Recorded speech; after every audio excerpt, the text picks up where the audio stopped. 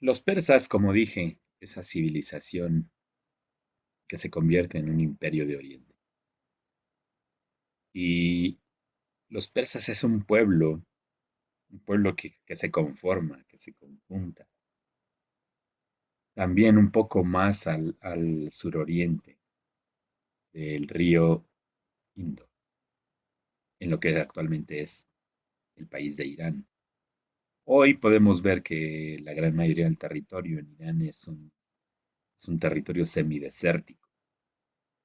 Es un territorio que ha dejado de ser en su gran mayoría fértil, el desierto, o ese sistema de depredación de insumos naturales que ha utilizado el hombre a lo largo de milenios, pues ha hecho de este territorio un lugar semidesértico.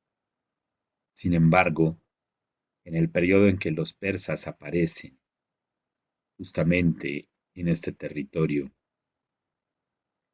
que tenía unos recursos naturales ilimitados, tenemos entonces el periodo entre el 600 antes de Cristo, donde ese imperio persa concibe un control, en primera instancia un control y en segunda instancia una extensión de su territorio. Y lo vemos aquí en color verde. El imperio persa se extiende desde, ¿sí? el, el, el sur del territorio, en en ese océano, en ese mar arábigo, se extiende por sobre los límites del territorio hindú y funda ciudades muy importantes. De igual manera, se extiende por sobre al menos una tercera, una cuarta parte de lo que sería la zona costera del mar Caspio, y de igual manera con lo que sería el mar, el mar Negro y una zona sumamente importante de control en el mar Mediterráneo. Entonces, si observamos ese control de territorio, vemos que se funda, por decirlo así, un primer imperio que tiene control por sobre un territorio que estaba poblado y que era ruta de comercio entre distintos pueblos. ¿Sí? Entonces tenemos, fíjense bien, aquí en algún momento, este pueblo asentado en Asiria, que es el pueblo fenicio, era un pueblo experto en la navegación. Sin embargo, tenemos también que el imperio persa, con este dominio del territorio costero sobre el Mar Negro, sobre el Mar Mediterráneo, el Mar Caspio y el Mar Arábigo, van a concebir un sistema no solamente terrestre, sino también de control en la navegación. Y funda ese imperio persa eh, liderado, o cuyo monarca más importante es Darío I. Darío I funda precisamente dentro de ese territorio de manera estratégica al menos dos ciudades importantes. Una es Pasargada y la otra es Persépolis. Persépolis como la segunda ciudad más importante en el contexto de eh, la suntuosidad en la producción del arte y la arquitectura. Entonces vemos cómo en ese territorio, ¿sí? Del imperio persa, además de esas dos ciudades importantes, tenemos algunas otras como Gandhara, como Bactria, como Partia, e incluso Armenia o esa ciudad, ese territorio llamado Libia que se extiende hasta las márgenes del Bósforo, ¿sí? Del estrecho del Bósforo para llegar o para conectar con Tracia. Tracia que es actualmente Turquía. Y en Lidia, de igual manera, tenemos algunas otras ciudades como Mileto o Sardes. Y en ese caso, tenemos entonces un control sumamente importante del territorio en la gran mayoría de los 4 puntos cardinales. Se comparte límites de territorio precisamente con los asirios o incluso con Mesopotamia. Sin embargo, se delimita el control de territorio de ambos pueblos, considerando a la antigua Mesopotamia que vemos ahí, ¿sí? Con un estrecho costero bastante reducido en relación o en comparación con ese imperio persa. De igual manera, entonces, vamos a encontrar que esos pueblos que se compartían territorio, se compartían de igual manera eh, muchos insumos dentro del ámbito de la práctica del comercio. Y es así como, además de ese control ya en extensión del territorio, tenemos de igual manera en la sucesión de los años nuevas anexiones de territorio. Y aquí tenemos precisamente en este mapa elementos fundamentales, ¿sí? Elementos fundamentales para el control de para el control o en la expansión de ese territorio, que se extiende incluso, ¿no? En lo sucesivo de los años, en el control precisamente y la desaparición de la antigua Mesopotamia. La absorbe el imperio persa. Y se extiende incluso hasta el estrecho que da paso del Mediterráneo al Mar Rojo con el río Nilo. Si vemos aquí a la izquierda en el mapa, de un color verde más intenso, tenemos la zona de Egipto y tenemos ese río Nilo con al menos 3 ciudades importantes. La ciudad de Memphis, la ciudad de Cirene y la ciudad de Tebas, ¿no?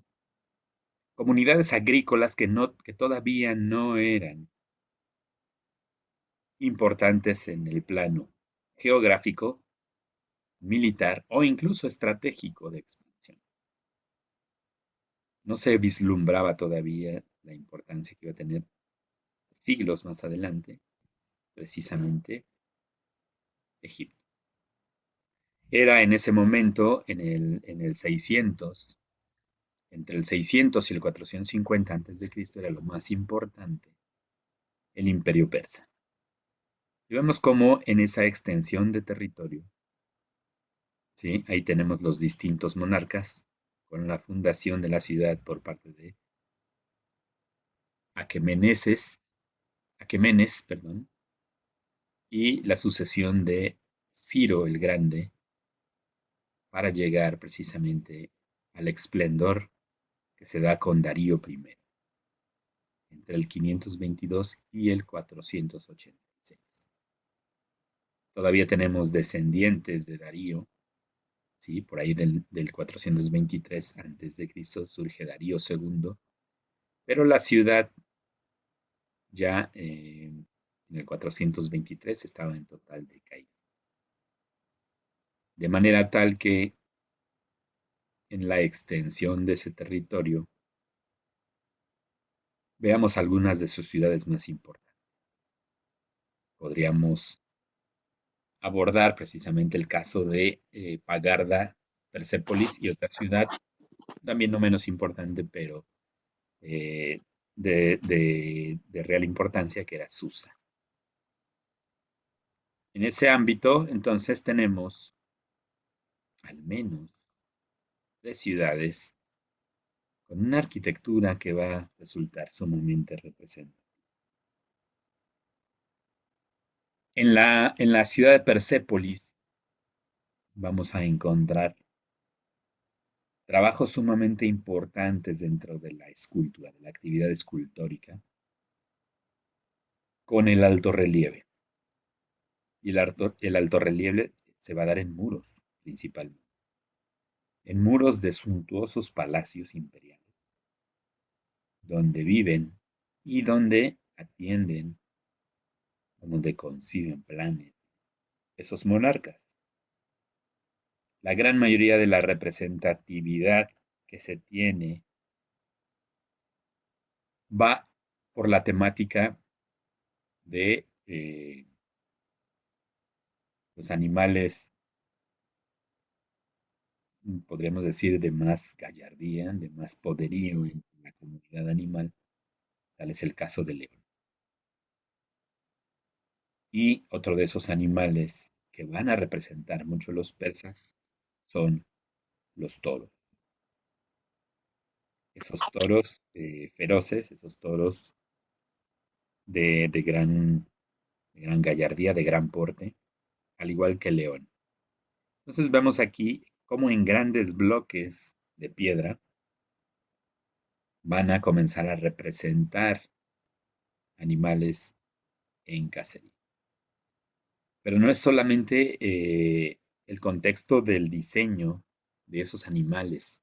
Como habíamos dicho, ya hay una proporción, ya hay un manejo tal de la proporción y la escala que nos va a permitir apreciar precisamente en el ámbito de la. Ya no son jeroglíficos, ya no son trazos primigenios como los teníamos en las pinturas rupestres. Aquí tenemos ya elementos escultóricos de gran trascendencia. Además de ello, tenemos precisamente el contexto del ornamento, los remates en esos muros. Tenemos una cenefa, que es esta línea escalonada que tiene adornos o elementos florales. Es una especie de cenefa cuyo remate final es precisamente un elemento, manera de almenas, y esos elementos que veíamos también en el Palacio Babilónico, en esa ciudad amurallada, cuando hablábamos del merlonado, el vacío, el espacio, como un elemento de defensa. Aquí se hace totalmente decorativo, pero tiene un plus. Vemos cómo ya hay un sistema, hay un elemento más complejo de al menos dos o tres elementos sobre ese primer dintel que más adelante se va a llamar abóveda, ¿no? Si la barda, el muro más bien, no es una barda, el muro está hecho de un material, de un bloque de granito. Es una especie de piedra, o sea, es material pétreo, muy común en la zona de Irán, y que se extiende, ese material pétreo se extiende hasta la zona de Egipto. Entonces, en adelante vamos a ver cómo en estas civilizaciones subsiguientes, vamos a encontrar que este tipo de roca granítica eh, se va a encontrar como beta, ¿no? Como material en esta zona. Pero se ve muy lisa Cintia porque está trabajada precisamente con materiales abrasivos. No tenían lijas, ¿no? No tenían pulidoras, no tenían nada de herramienta como la tenemos hoy en día para hacer un pulido como este. Sin embargo, con los medios o con las herramientas rústicas a su alcance, piedra con piedra, lograban esta tersura en la representatividad final de la escena, ¿no? Entonces, es muy interesante porque imaginen cómo el detalle, precisamente vean el esfuerzo del músculo del león en la pata trasera, en ambas patas traseras. Vean el minotauro, ¿no? El animal que está aquí, el animal que está siendo presa del león. De igual manera, ¿sí? Vean la textura que tiene entre lo que es la figura propia del animal y la escena. Son grandes bloques de piedra. Hagan de cuenta que este es un bloque que tiene, sería difícil calcular las dimensiones porque no tenemos una escala humana. Pero hagan de cuenta que este puede ser un bloque de hasta 2 metros de ancho por 1,50 de alto, y el bloque podría tener una profundidad de hasta 1,80 m, ¿no? No es solamente una cara, no es solamente una laja de piedra, es más bien un bloque completo. Y es aquí, como hemos dicho, donde inicia precisamente ya el refinamiento de lo que sería la escultura. Aquí tenemos una escena mucho más compleja. Si consideramos que el poderío del que se hace acreedor cada uno de los monarcas por esa extensión del territorio, por esa labor del trabajo diario con esclavos, porque tenían esclavos, y los esclavos eran hasta tronar, ¿no? Eran hasta desfallecer y morir en la producción de lo que se les pedía o de lo que se les exigía. Y en ese ámbito vamos a encontrar muy probablemente que la gran mayoría de trabajadores que extraían el material, ¿sí? Eran esclavos y que se lo daban, que lo pulían, que lo dejaban totalmente cuadrado, liso, y se lo daban al escultor. Y el escultor entonces recreaba, o el grupo de escultores recreaba las escenas que han quedado para la posteridad precisamente en esa antigua Persépolis, en esa antigua ciudad dentro del territorio iraní hoy en día. Y vemos de igual manera las cenefas en la parte superior, los elementos alegóricos. Aquí vemos cómo hay una procesión, es como un grupo de individuos que viene a ser atendido por el monarca en turno. De igual manera vemos también el tipo de soldado en cuestión militar, ¿sí? Vemos ahí precisamente el tocado en la parte superior de la cabeza, vemos la vestimenta e incluso vemos el tipo de escudo con su sello imperial. Pero aquí hay también algo bien interesante, que además de los animales salvajes siendo cazados, tenemos de igual manera este elemento. Una especie de león alado con cabeza de monarca, ¿no? Hay una representatividad ahí, aquí bien interesante, del individuo en una forma zoomorfa, ¿no? Animal-persona. En el escenario de todos estos muros decorados hay poco elemento al vacío. Incluso vemos aquí, en, en esta escalinata, cómo de igual manera está la representatividad precisamente de otro grupo de individuos que va a ver al monarca, que lleva regalos, que lleva enseres, ¿no? Que lleva presentes. Y se alcanza a observar precisamente aquí el detalle, ¿sí? Original en la textura del material pétreo.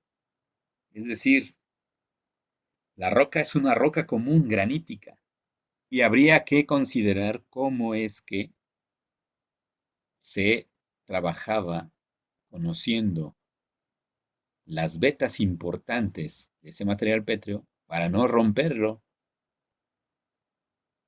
sino más bien para que las vetas ayudaran a un sistema consolidado que incluso persiste hasta nuestros días y que es una evidencia y que es un vestigio de ese imperio persa. Ahí está. Vean cómo este grupo de individuos venidos de otras partes o de otras naciones trae presentes precisamente al monarca Darío. Y vemos ahí en el fondo de esta imagen cómo ya se vislumbra. Vamos a ponerlo en términos prácticos. En el imperio persa, la arquitectura que se produce es una arquitectura 100% escultórica. Todo parte, ¿sí?, de esos yacimientos pétreos, extrayendo el material para convertirlo en una arquitectura representativa de la antigua Persia. Ahí vemos, los altorrelieves son característicos del imperio persa, pero también vemos esos elementos pétreos en el contexto del almenado que se vuelve monumental. ¿Sí? Esos elementos de almenas se van volviendo más y más grandes por la magnificencia, por el poderío que tiene el monarca. Y atrás de ellos, atrás de esas almenas, vislumbramos entonces la monumentalidad que van teniendo también las columnas. ¿Sí? Ahí tenemos un paquete de columnas que se antoja monumental, al igual que las que tenemos en el lado izquierdo, ¿sí?, ya con elementos de ornamento también en lo que se va a llamar el capitel. Ahí tenemos un detalle. Ya no son nombres rústicos, ¿sí? Ya no son nombres con facciones, podríamos decir, resaltadas, sino más bien las facciones ya son más finas. El contexto del rostro, ¿sí?, delimita facciones eh, ya de refinamiento incluso en la presencia física del ser humano. Frentes ya no anchas, frentes un poco más cortas, con narices que no son prominentes ya, sino más bien tienen un sentido de la agudeza, ¿no?, de la fineza en esa nariz, al igual que la boca. El mentón no se adivina, pero se observa una barba perfecta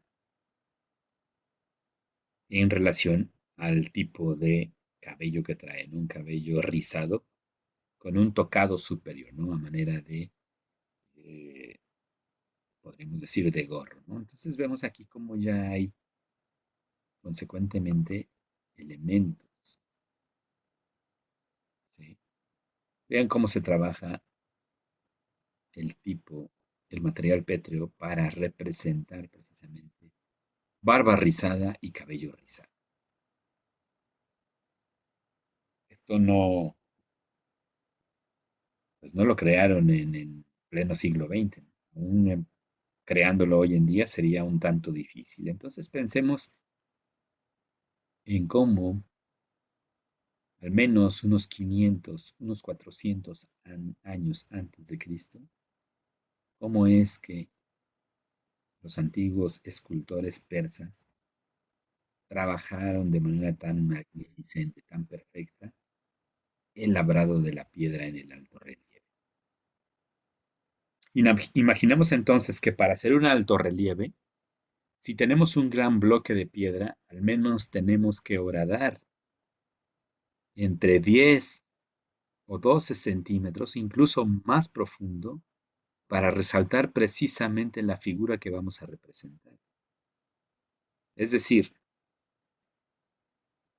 si ponemos una regla horizontal por sobre esta cara y vemos cuáles son los elementos que tocan a esa regla, entonces podemos más o menos ver la profundidad que tiene, la profundidad máxima que tiene el alto relieve para poder, ¿no?, haber sido horadado.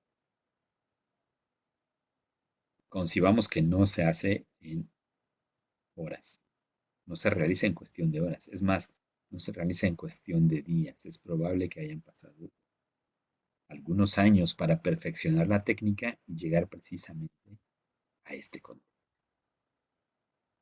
Ahí tenemos a un monarca, ¿no?, exaltado. El monarca comienza a creer en ese sistema politeísta, comienza a creer que es un enviado de los dioses y sus súbditos comienzan a creer que es un ser supremo. El poder, déjenme decirles, hasta el día de hoy, el poder hace desaparecer el raciocinio, la inteligencia de la gran mayoría de hombres y mujeres, ¿no? Hoy en día podemos tener diputados,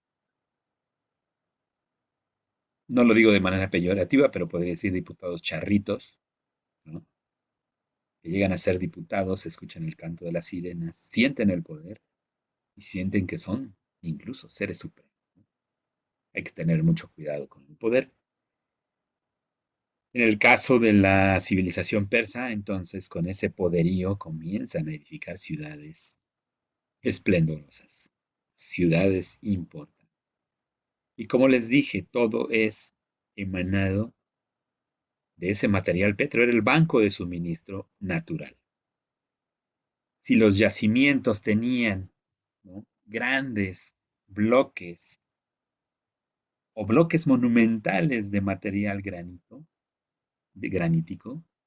pues entonces era lo más común que fuera extraído y fuera trabajado para diseñar sus ciudades. Se dan cuenta que las ciudades anteriores de Babilonia fácilmente son destruidas, caen, porque su sistema era más bien de una defensa contra los sistemas naturales, no contra los empujes, no contra las invasiones de otros semejantes que con fuerza, con elementos de gran peso, troncos, ¿no?, podían destruir muros o ciudades amuralladas, podían destruir ciudades. En ese ámbito, entonces, el imperio persa, vean este sentido del vano decorado. Ahí está, es de una calidad impresionante ver cómo ahí tenemos en una montaña de pura roca granítica un trabajo de fachada para ingresar a un aposento por sobre la montaña de roca granítica. No se deja ya de manera rudimentaria un orificio a manera de puerta para entrar a una cueva. Ya hay un refinamiento del hombre. El hombre ya requiere de un poco más de belleza en el espacio que habita. Y tenemos un elemento bien interesante aquí que va a definir la arquitectura de los próximos milenios o de las próximas centurias. Un sistema de intercolumnio, una columna esbelta, alargada, un remate en el capitel y sobre el capitel un dintel con detalles ornamentales para llegar incluso a un segundo nivel que no fue terminado. Hay al pie, ¿sí?, de esta fachada una especie como de cenefa con un pasaje histórico. El acceso a este lugar debió haber sido con un sistema de escalera móvil, no un acceso demasiado fácil. Más bien se antoja como una especie de santuario dedicado pues, tal vez a algunos de los dioses más importantes. Pues, pero lo que vemos aquí es ya se traslada el, el alto relieve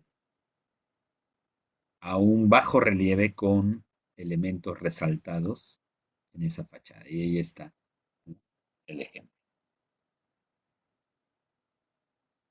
Hagamos un ejercicio, pongamos a 5 de ustedes sin herramienta alguna con su profe en una montaña de roca como esta y pongámonos a trazar, a esculpir, a horadar precisamente la roca para hacer este trabajo.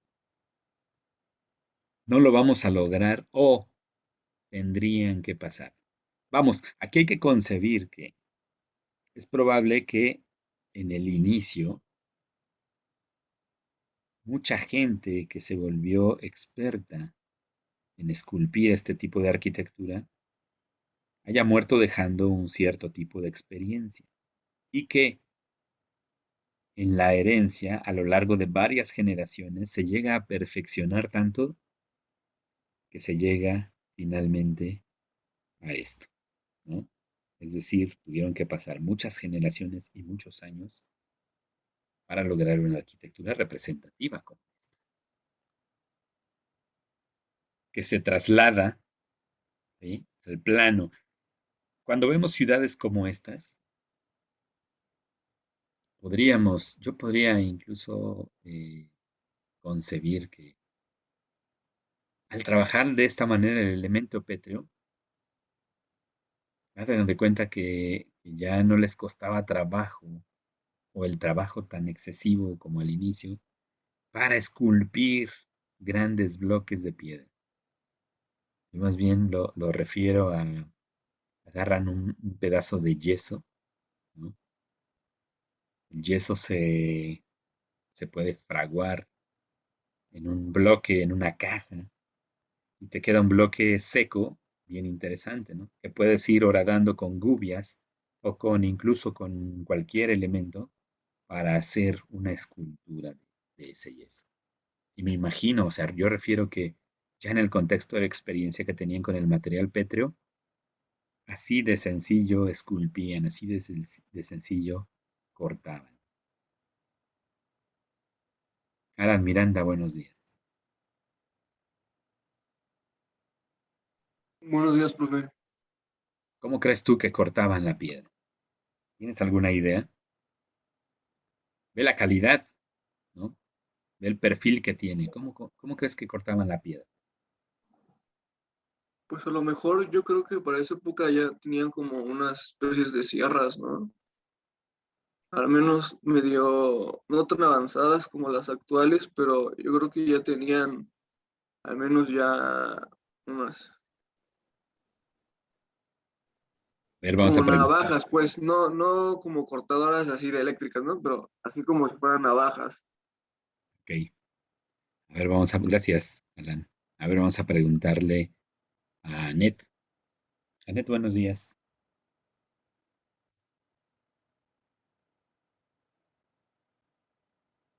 Diga mi nombre, profe. Sí, sí, dije Anet. Y ahorita le preguntamos a Max.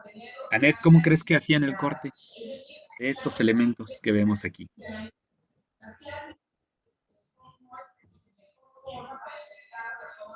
¿Cómo? Supongo que con como con fuego, o sea, como con un algo filoso y fuego o moldes o le raspaban ahí. Supongo que fue así. Ok. A ver, vamos a preguntarle a Max, que levantó la mano. Adelante, Max. Gracias. Yo creo, profe, que se elaboraban con unos como tipo cinceles. O sea, me comenta que ya manejaban el hierro, ¿no? La fundición de hierro y todo. Entonces eso implica que ya podían realizar diferentes herramientas de hierro. Entonces, con un cincel y un martillo podrían ir dando cada detalle e incluso hasta partir grandes bloques, ¿no? De tierra.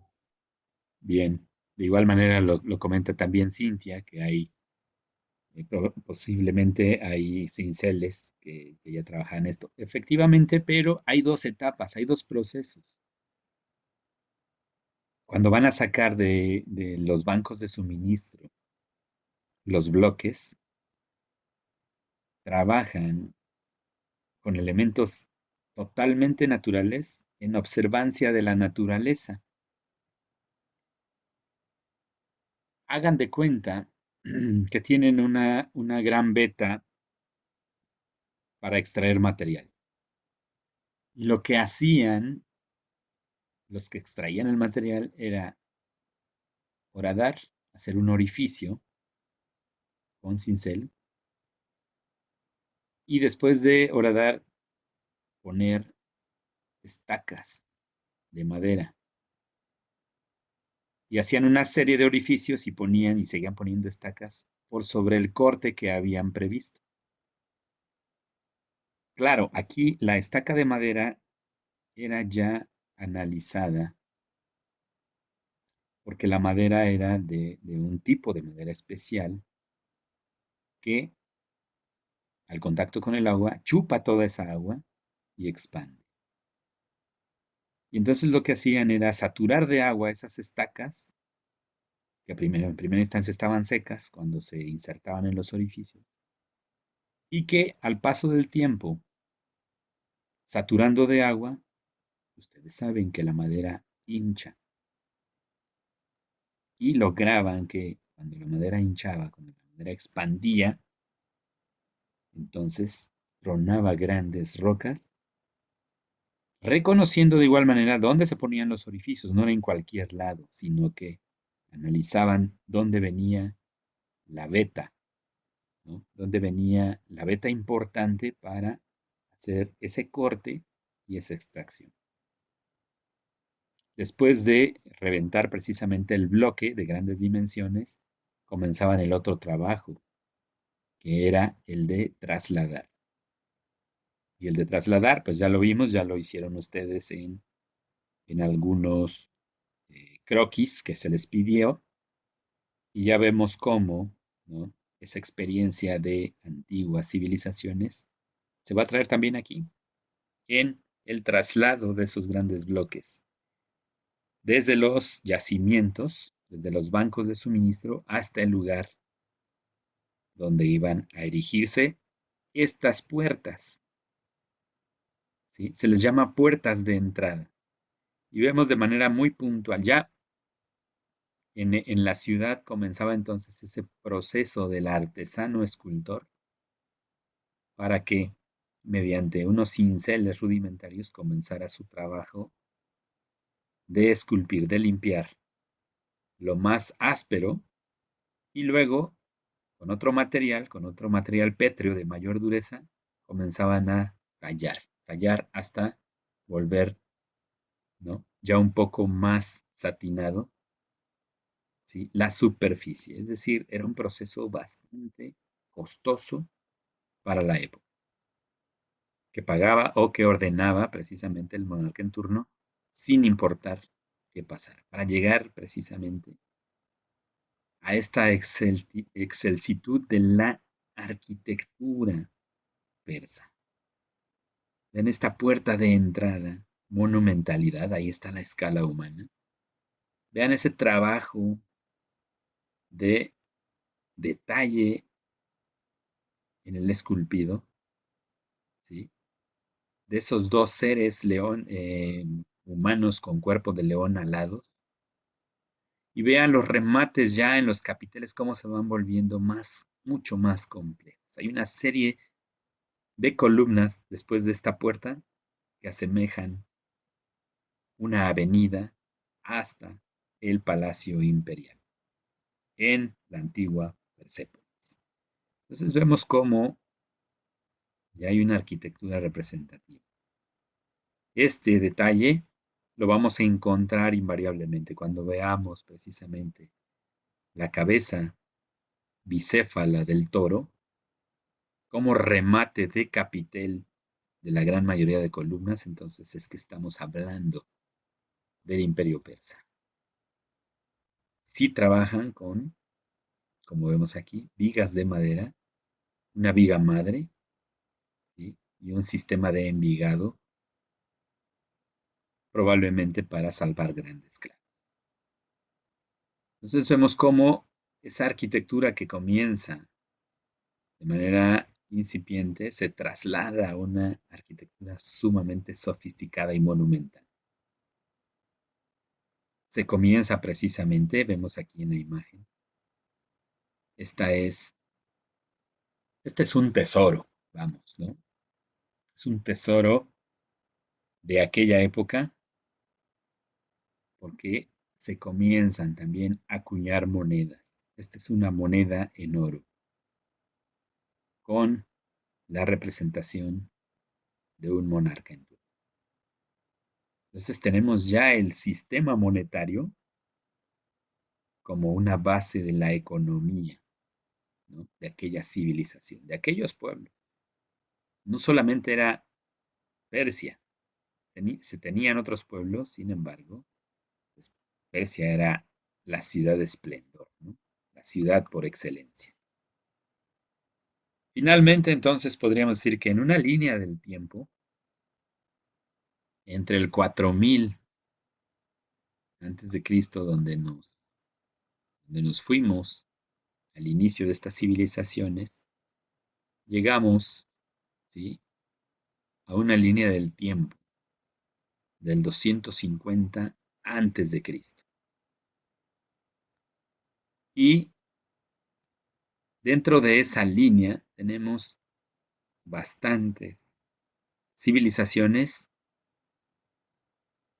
de real importancia, de real trascendencia y aportación en el plano de la arquitectura. Tómenle una foto a esto, sugiero a esta línea del tiempo, sugiero que ubiquen en esa línea del tiempo a esas civilizaciones que hemos visto. Como una guía, ¿sí? Porque en algún momento, como está establecido, podemos hacer un examencito y de esta manera cuando preguntemos, ubiquen en una línea del tiempo al Imperio Babilónico, ustedes saben, ¿no? O sabrán sin ningún problema dónde se ubica precisamente en la línea del tiempo en años esa antigua Babilonia, ¿no? En relación, podríamos decir, a otro poblado, a otro pueblo, como el Imperio Persa. Hasta aquí, dudas, preguntas, comentarios.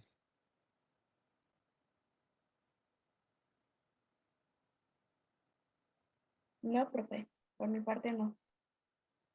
Ah, te escucho muy bajito, Karen. ¿Qué dijiste? Que por mi parte no, profe. Ah, ok, gracias.